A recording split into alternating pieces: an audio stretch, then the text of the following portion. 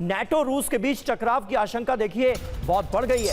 NATO chief mark रूटे की रूस को चेतावनी सामने आई, यूक्रेन पर एटमी हमला हुआ तो रूस को तबाह कर देंगे, ये कहा है मार्क रूटे ने। तो नाटो की तरफ से ये बड़ी धमकी रूस को दी जा रही है।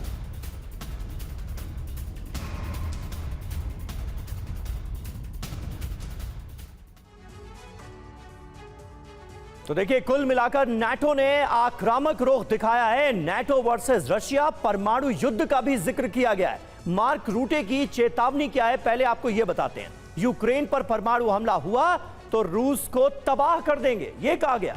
रूस बेलारूस के परमाणु युद्धाभ्यास पर नाटो की नजर है। सवाल यह है कि क्या रूस और नाटो के बीच परमाणु युद्ध होने वाला है?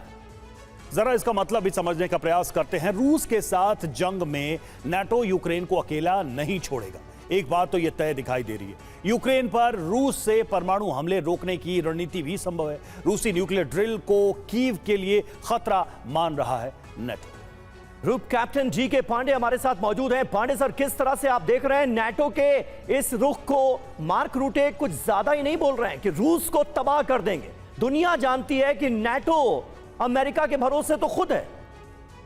देखिए, जब से अमेरिका ने जो है अपनी नज़रें हटाई हैं नाटो की तरफ से और 5% उन्होंने बोला कि डिफेंस बजट में आप डालिए ताकि अमेरिका की कंपनियां फलें फूलें, उसके बाद से नाटो और अमेरिका के बीच में तल्खियां शुरू हो गई। लेकिन युद्ध क्षेत्र में जो हो रहा है रशिया यूक्रेन के बीच में, एक और डेवलपमेंट हुआ कि यूक्रेन के ड्रोन को एस्टोनिया के ऊपर नाटो जो F-16 थे उन्होंने डिस्ट्रॉय किया। एक डेवलपमेंट था जो कि किसी ने सोचा नहीं था कि यूक्रेन के ड्रोन को नाटो कंट्री को डिस्ट्रॉय करेगा। ये भी बताता है कि दोनों के बीच में काफ़ी दूरियां हो गई हैं यूक्रेन और नाटो के बीच में। अब यूक्रेन चाहता है कि ध्यान उस पर से जो पूरे विश्व का था वो धीरे धीरे जो है हटता जा रहा है और पूरा फोकस हो रहा है मिडिल ईस्ट पर, क्योंकि स्ट्रेट ऑफ हॉर्मुज़ में जो है एक नए न्यूक्लियर बॉम्ब का रुख अख्तियार कर रखा है। ऐसे हालात में उनको कुछ ऐसे करना है कि ताकि पूरा विश्व उनकी तो ध्यान दे और जो उनको मदद मिल रही थी आर्थिक या सैन्य रूप में वो पुनः स्थापित हो। लेकिन साथ में रूस को यह भी बताना जरूरी है कि वो अभी युद्ध में हारे नहीं हैं, लंबी युद्ध के वो उस्ताद हैं और वो न्यूक्लियर के बारे में बात करके एक्सरसाइज जो हो रही है बेलारूस में,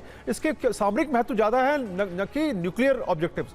जहां तक बात है कि दूसरे विश्व युद्ध के बाद किसी भी देश ने न्यूक्लियर हथियारों का प्रयोग नहीं किया, क्योंकि सब जानते हैं कि एक आत्मघाती हमला होगा। अगर आप किसी देश पर अटैक करते हैं तो उसका प्रत्युत्तर भी आएगा और आप भी समाप्त हो जाएंगे। ऐसे हालात में कोई भी देश जो है वो न्यूक्लियर वेपन्स का इस्तेमाल नहीं करते, लेकिन न्यूक्लियर वेपन्स को एक कूटनीतिक हथियार के रूप में, बातचीत के रूप में, एक नैरेटिव सेट करने के रूप में जरूर इस्तेमाल किया जाता है। बिल्कुल सर, अब तक की लड़ाई में तो यही एक परसेप्शन रहा है कि ये एक डेटरेंस है, न कि जंग जीतने या लड़ने के लिए इसका उपयोग किया जा सकता है। और देखिए, मॉस्को के वेयर हाउस में भीषण आग की खबर सामने आ रही है। यूक्रेन से ड्रोन अटैक की आशंका भी है। मिलिट्री वेयर हाउस के बड़े हिस्से में आग लगी है।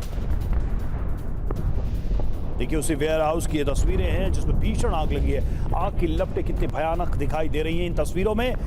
आशंका इस बात की है कि यूक्रेन की तरफ से ये हमला हो सकता है, यूक्रेन की तरफ से कोई कोशिश हो सकती है, ड्रोन के माध्यम से यूक्रेन हमला कर सकता है।